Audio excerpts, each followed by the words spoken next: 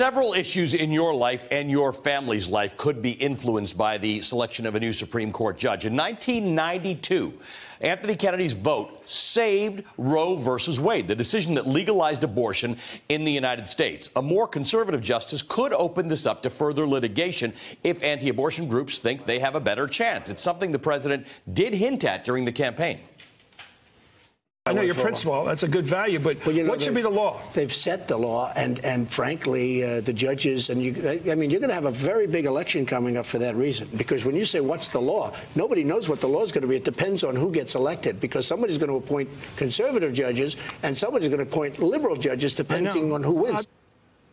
All right, another major piece of Kennedy's legacy is the landmark 2015 ruling that legalized same-sex marriage in this country. In the majority opinion, Kennedy mentioned the right to, quote, dignity in the eyes of the law. Now, a more conservative justice could be the deciding vote to halt the advance of LGBTQ rights. On affirmative action, Kennedy supported the University of Texas's admissions policy that sought to increase racial diversity. Without this vote, future cases would likely be decided by the conservative majority, at best silent on affirmative action. Some, like Justice Clarence Thomas, are openly hostile to the practice of affirmative action. While Kennedy voted with the majority to gut the Voting Rights Act in 2013, he's been considered the key vote in the fight to end politically gerrymandered congressional districts. The case that's seen as the most viable to end gerrymandering involves the Wisconsin legislative map and was sent back to the lower court this term. Now, any future arguments will likely go before a 5-justice